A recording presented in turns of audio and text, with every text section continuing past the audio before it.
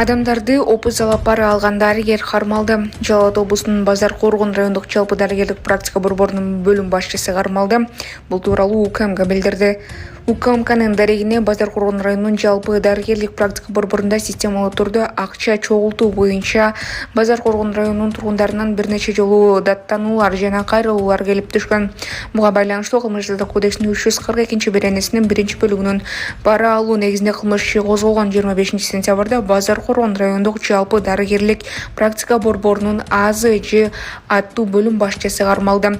Шектүү эмгекке жарамсыздык баракчасын бергендиги үчүн ошондой эле майыптыгы тобун аныктоо медицина-социалдык эксперттик комиссиянын оң корутундусун тездеткендиги үчүн адамдын системалуу түрдө опузалап акча алгандыгы аныкталган. АЗЖ мыйзамсыз аракеттери сот органдарынын уруксаты менен жашыруун камерага жаздырылган. Учурда кармалган жаранга карата жана анын башка кызмат адамдарынын ушул сыяктуу кылмыштарга катыштыгы бар экендигин аныктоо максатында тергөө иш-чаралары жүргүзүлүүдө. Маалымат булагы Говорит ТВ. Кантта мушташ болуп ок атылган. Окуя 24-сентябрда болгон. Милицияга кайрылган 33 жаштагы аял күндүз унаа жууган жайдын алдында белгисиз бирөөлөр жолдошуна ок атканын айткан. Милицияга 3 адам жеткирилип, пневматикалык тапанча алынган. Бейбаштык беренеси боюнча иш козголду. Толук видеону Телеграмдан көрө аласыздар. Маалымат булагы Говорит ТВ. Где Нарик? Вот он. Все, открывай. Вот он, пистолет вытащил. Вот. Держи. Вот пистолет вытащил, вот пистолет. И вот стрельнул он в голову, Русику стрельнул. Держи.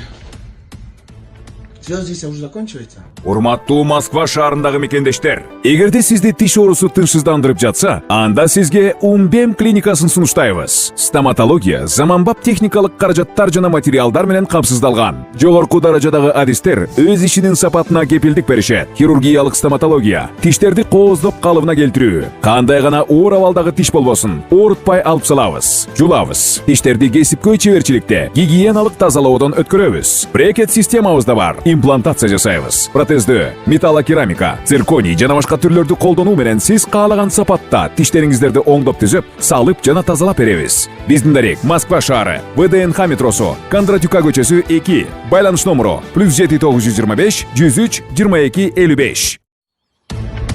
Өзбекстанда өспүрүмдөр поезди селфи кылам деп жатып токко урунушту.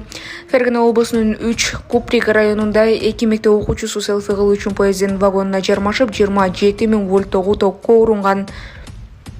Бувайда районундагы номер 1 мектептин 3 окуучусу, 10 класстын 2 окуучусу жана 8 класстын 1 окуучусу Какир темир жол бекетинде тыюу салынган аймакка киришкен. Алар буудай жүктөп бараткан вагонго жармашып 10 класстын 2 окуучусу токко урунган. Алардын бирөө денесинин 65% күйүк алса, экинчиси термикалык күйүк алып, жамбаш сөгүз сынган. Бул окуя боюнча Фергана облусунда иликтөө иштери жүрүп жатат.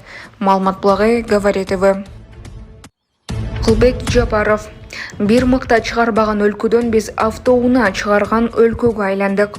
Кыргызстан экономикада баш секирик жасады. Бул тууралуу Министрлик кабинетинин төрагасы Кылбек Жапаров экономикалык ойдун өнүгүүсү, изилдөөлөр жана чечүү жолдору аттуу эл аралык илимий практикалык конференцияда айтты. Министрлер кабинетинин басма сөз кызматы билдиргендей, Жапаров өз сөзүндө Кыргызстандын ийгиликтерине токтолуп, учурда экономикалык көрсөткүчтөрдү баш секирик деп атады. Макроэкономикалык көрсөткүчтөр боюнча өлкөнүн ЭДПС өсүү темпи 8,7% түздү. Ал эми кумтөрдү эсепке албаганда 10,6% түздү. 2023 жылдын ЭДПнын номиналдык көлөмү 1,2 триллион сомдон ашса, быйыл 1,5 триллион сомдо түздү.